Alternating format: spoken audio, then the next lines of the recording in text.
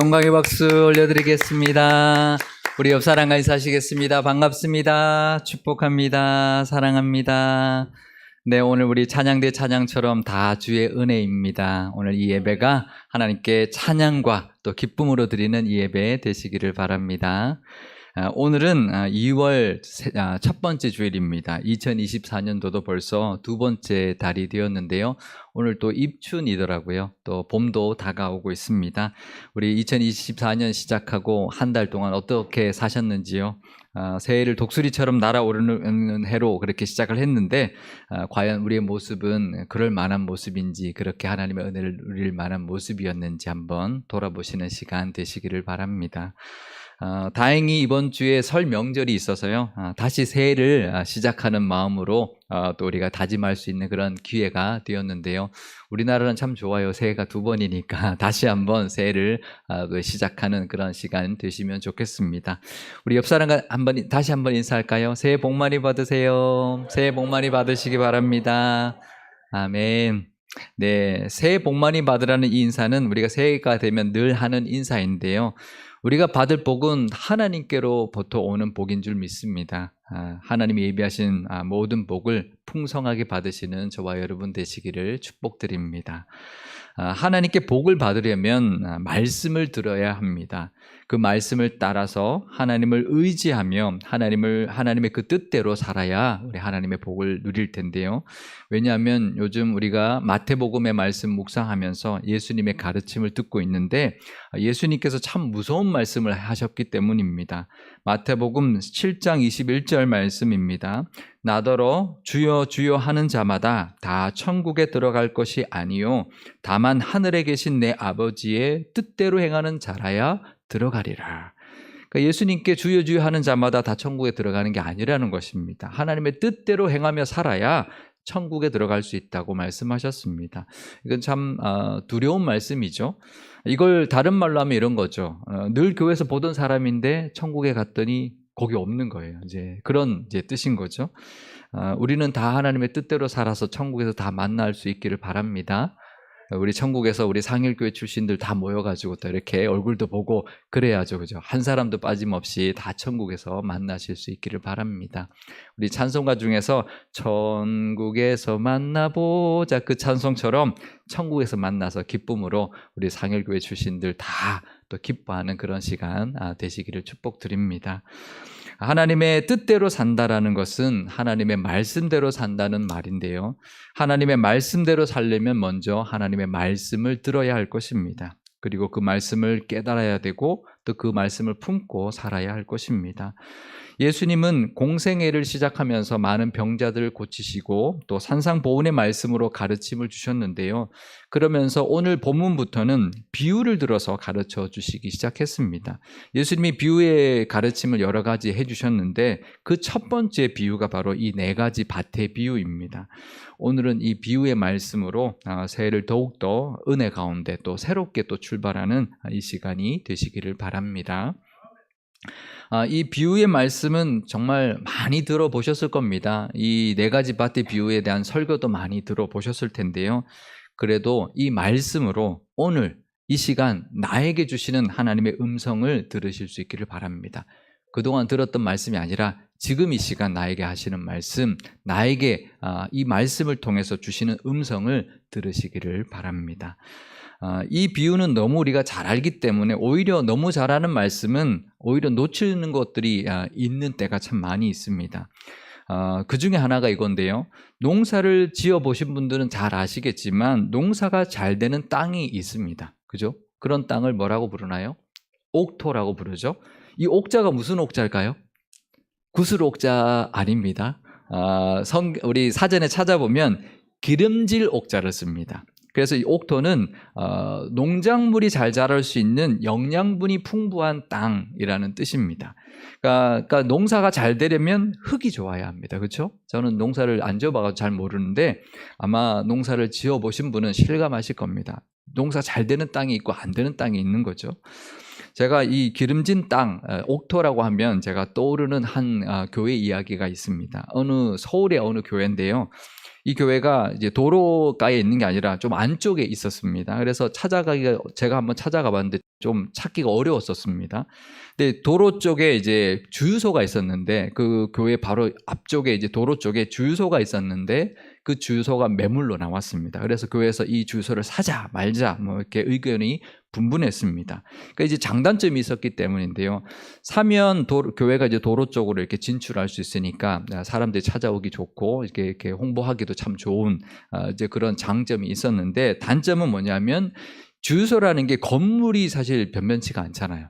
그러니까 오히려 주유기가 있는 땅이 있고, 건물은 이렇게 이제 교회가 쓰기엔 적합하지 않기 때문에 이제 의견들이 분분했는데, 그 교회 장로님 한 분이 무조건 사야 된다. 그래서 사람들이 왜 사야 되냐 그러니까 뭐라고 대답했을까요?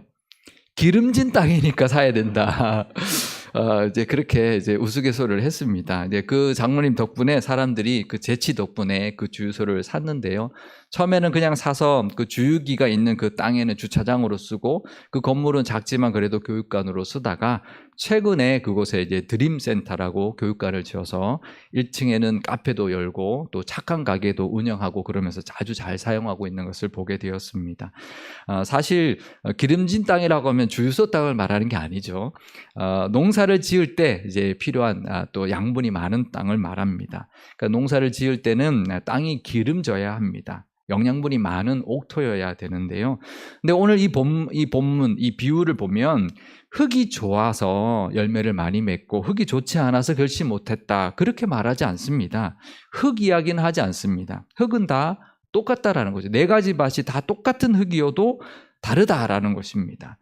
이 말은 뭐냐면 하나님이 우리의 마음밭을 만들어 주실 때 이미 옥토로 채워주셨다라는 겁니다. 우리의 마음밭은 이미 만드실 때, 창조하실 때 좋은 흙으로 채워주셨다라는 겁니다. 그렇다면 우리가 열매 맺지 못하는 것은 누구 때문일까요? 나 때문이라는 거죠. 하나님이 이미 좋은 흙을 우리 마음속에 주셨는데, 이미 창조하실 때 좋은 흙, 결실할 수 있는 흙을 가득 채워주셨는데 내가 잘못해서 열매 맺지 못한다라는 것입니다. 나만 잘하면 얼마든지 열매 맺을 수 있고 풍성하게 맺을 수 있다는 것입니다. 하나님은 이미 열매 맺을 수 있는 우리의 마음밭을 옥토로 채워주셨으니 하나님의 말씀 잘 받아서 결실하시는 저와 여러분 되시기를 바랍니다. 그러면 우리의 있는 이 옥토에서 왜 결실하지 못하고 살아갈까요? 이유가 3가지 있다라고 말씀하고 있습니다. 첫 번째는 우리의 마음밭이 딱딱하게 굳어버린 길가의 땅이 되어버렸기 때문이라고 말씀하고 있습니다. 똑같은 흙이어도요, 우리 밭이 있는데 똑같은 흙이어도 한쪽은 사람들이 밟고 다니면 그곳은 길이 되는 거죠. 그렇게 딱딱해진 땅에는 씨앗이 떨어지면 제대로 뿌리를 내리지 못합니다. 뿌리를 내릴 틈이 없는 거죠. 그래서 그 씨앗이 뿌리도 채 내리기 전에 새들이 날아와서 그 씨앗을 다 먹어버리는 것입니다. 이건 마음이 완고한 사람을 뜻할 것입니다. 근데 참 희한한 것은요, 사람은 좋은데 말씀에만 완고한 사람이 있습니다. 말씀을 잘 받아들이지 못하는 사람이 있습니다. 말씀을 받아들일 마음의 준비가 전혀 되어 있지 않기 때문인데요. 근데 그런 사람도 얼마든지 겉으로 보기에는 믿음 좋은 것처럼 보일 수 있습니다. 그런데 마음속으로는 말씀을 받아들이지 않는 것인데, 그렇다면 그 모습은 열매 맺을 수 없는 모습일 것입니다. 마음이 부드러워야 합니다. 우리가 농부가 씨를 뿌릴 때도 먼저 겨울이 지나서 봄이 되어서 씨를 뿌릴 때 그 딱딱해진 땅을 먼저 쟁기로 갈죠. 땅을 부드럽게 갈아 엎습니다. 그리고 난 다음에 씨를 뿌립니다. 아무리 흙이 똑같아도 잘 기경된 밭이어야 씨앗을 뿌리면 잘 뿌리를 내리고 자라게 되고 열매를 더 풍성하게 맺게 될 것입니다. 우리의 마음밭도 마찬가지입니다. 기경이 되어 있어야 합니다. 우리가 예배 드리고 말씀 들을 때 마음이 딱딱해져 있으면 안 되는 것이죠. 이미 우리가 예배 드릴 때, 우리가 시작할 때 찬송 부르고 또 기도할 때 우리의 마음이 열려야 합니다. 우리의 마음이 뜨거워져야 합니다. 은혜 받는 사람은요, 말씀 듣기 전에 이미 그 은혜 받을 준비가 되어 있고, 그런 사람이 찬송 받을 때 벌써 은혜가 받은 사람이 말씀의 은혜도 받게 되는 것입니다. 찬송하고 기도할 때 이미 말씀에 대한 간절함을 가지고 말씀을 들어야 그 말씀의 은혜가 임하게 되는 것이죠. 마치 목마른 사슴이 시냇물을 갈급해야 하는 것처럼 간절히 사모하는 마음을 가지고 말씀을 들을 때 그 말씀이 우리 마음밭에 심겨지고 자라게 될 것입니다. 교만하지 않고 겸손히 하나님 말씀 앞에 늘 서 있으시기를 바랍니다. 그리고 하나님의 은혜가 필요합니다라는 그 간절함으로 하나님의 말씀을 들으시기를 바랍니다. 그러면요, 똑같은 말씀을 들어도요, 전혀 다르게 마음에 와닿게 될 것입니다. 그러면 그 말씀이 살아 역사하시고 우리 마음밭에 뿌리를 내리고 자라서 열매 맺게 될 것입니다. 제가 요즘에 정말 그 깨닫고 은혜 받은 것이 하나 있는데요. 그것은 하나님의 능력이 역사하는 그 시작 포인트가 있다는 것입니다. 하나님을 잘 믿고 살아도요, 하나님의 도우심과 능력을 풍성하게 경험하는 사람이 있는가 하면 그렇지 않은 사람이 있습니다. 그러니까 언제부터 하나님의 그 능력이 역사하실까? 우리의 마음밭이 잘 기경되어서 말씀을 품고 말씀 의지하고 살 때, 그때부터 하나님의 말씀을 역사하기 시작한다는 거죠. 우리가 아무리 신앙생활을 잘해도 말씀을 그냥 듣고 지나치면 하나님의 말씀이 역사하지 않는 것이죠. 정말 말씀을 사모하는 정말 기경된 밭처럼 간절히 그 시냇물을 찾는 그 목마른 사슴처럼 말씀을 갈급해 할 때, 그때 하나님의 말씀이 역사하기 시작한다는 것이죠. 그게 하나님이 예비하신 복을 누리고 말씀의 그 결실을 누리게 되는 그런 모습이 되고 또 시작점이 될 것입니다. 우리 완고하고 딱딱하지 않는 마음밭으로 하나님의 말씀 품고 사심으로 하나님의 은혜와 또 말씀의 결실을 가득 맺으시는 저와 여러분 되시기를 바랍니다. 두 번째 마음밭은 돌밭인데요. 밭에 돌이 많으면 수확이 좋지를 않습니다. 왜냐하면 뿌리 내리는 것을 그 돌이 방해하기 때문인데요. 돌이 있는 밭에서 그 씨앗이 뿌려지면, 밭에 뿌려지면 돌 위에 있는 얕은 그 흙에 씨앗이 뿌리를 내리기 때문에 그 이스라엘 땅의 그 뜨거운 햇살을 이기지 못하고 금세 말라버리게 된다는 것입니다. 마태복음 13장 20절에서 21절 말씀입니다. 돌밭에 뿌려졌다는 것은 말씀을 듣고 즉시 기쁨으로 받되 그 속에 뿌리가 없어 잠시 견디다가 말씀으로 말미암아 환난이나 박해가 일어날 때는 곧 넘어지는 자요. 돌밭에 뿌려졌다는 것은 말씀을 들어서 기쁨으로 받긴 하지만 그 뿌리가 깊지 않아서 환난이나 박해가 오면 금세 그냥 다 잃어버리고 넘어지는 자다라고 말씀하고 설명하고 있는 것입니다. 이 말씀은 이제 외부적인 문제 때문에 그 말씀을 제대로 붙들지 못하는 것을 뜻하는 것이죠. 우리가 살다 보면 말씀으로 살려고 하고 정말 믿음으로 살려고 할 때 어떤 그 핍박이 있고 외부적인 어떤 압력과 벽에 부딪힐 때가 있습니다. 근데요, 그것은 당연한 결과입니다. 이 땅에서 우리가 말씀으로 살아간다는 건 가만히 두고 보고 있지 않죠. 방해하게 되어 있습니다. 그러면 우리는 어떻게 해야 될까요? 그 돌을 이겨내야 합니다. 우리가 뿌리라면 그 돌이 막더라도 그 돌을 피해서 정말 옥토가 있는 쪽으로 뿌리를 뻗어가야 하고요. 정말 어떨 때는 그 돌을 정말 하나님의 은혜로 뚫고 들어가서 뿌리를 내리게 해달라고, 그래서 그 위협과 방해를 이겨내게 해달라고 하나님께 의지하면서 어떻게 하든 뿌리를 내려야 할 것입니다. 예레미야 17장에 보면 물가에 심은 나무 이야기가 나오는데요. 그 뿌리를 강변으로 뻗는다라고 말씀합니다. 예레미야 17장 8절 말씀입니다. 그는 물가에 심어진 나무가 그 뿌리를 강변에 뻗치고 더위가 올지라도 두려워하지 아니하며 그 잎이 청청하며 가무는 해에도 걱정이 없고 결실이 그치지 아니함 같으리라. 그러니까 우리가 물가에 아무리 나무를 심어도 이 뿌리가 물가 쪽으로 강변 쪽으로 뻗지 않으면 물을 제대로 공급받지 못할 겁니다. 그러면 더위가 오면 마르게 되고 가무는 해가 되면 말라 죽게 될 것입니다. 아무리 물가에 심어도 소용없는 것입니다. 그 뿌리를 강변으로 뻗어야 하는 것이죠. 그렇지 않으면 결실은 고사하고 제대로 자라지도 못하고 그냥 말라 죽는 그런 모습이 될 것입니다. 우리도 살다 보면 올해도 분명히 어떤 방해와 위협이 있을 것입니다. 그러면 우리는 뿌리를 강변으로 뻗는 것처럼 어떻게 하든 그 방해를 피해서 우리의 마음밭에 그 옥토 쪽으로 말씀의 뿌리를 내려야 합니다. 어떻게 하든 뿌리를 내려야 합니다. 말씀이 말라버리지 않도록 그 말씀을 붙들어야 합니다. 아무리 돌이 있다 할지라도 그러면 열매 맺게 될 것입니다. 돌이 문제가 아니라 우리의 뿌리가 그 돌에 의해서 말라버리는 게 문제지, 그 돌을 피해서 옥토 쪽으로 우리의 뿌리를 내리고 어떻게 하든 그 뿌리를 정말 옥토에 내려서 하나님의 말씀을 붙들려고 할 때는 더 이상의 그 돌이 우리를 막지 못할 것입니다. 외부의 위협이 더 이상 우리를 은혜에 막아서지 못하게 될 것입니다. 그리고 그 믿음이 그 돌들을 우리의 마음밭에서 밀어내게 될 것입니다. 올해도 돌 같은 위협들이 분명히 있을 것입니다. 정말 뿌리를 내려가는데 막고 있는 그 돌 같은 상황이 있을 것입니다. 그럴 때 우리는 꿋꿋이 그 말씀 붙들고 믿음으로 나아갈 때 하나님께서 역사해 주시기 시작할 겁니다. 하나님 돌이 있습니다. 뿌리를 내리지 못합니다. 하나님 도와주십시오. 어떻게 하든 그 말씀 붙들고 말씀을 잃어버리지 않으려고 할 때 그때부터 하나님이 역사하셔서 하나님께서 뿌리를 내리는 우리의 그 모습을 보시고 그 돌도 걷어주실 것이고 열매 맺는 은혜도 베풀어 주실 것입니다. 그 어떻게 하든 붙들려고 하는, 정말 그 방해를 피해서라도 그 말씀을 뿌리를 내리려고 하는 우리의 마음에 그때부터 역사를 시작하셔서 돌도 걷어주시고 열매도 맺게 해 주실 것입니다. 그 믿음과 은혜가 있으시기를 바랍니다. 세 번째 밭은 바로 가시떨기 밭인데요.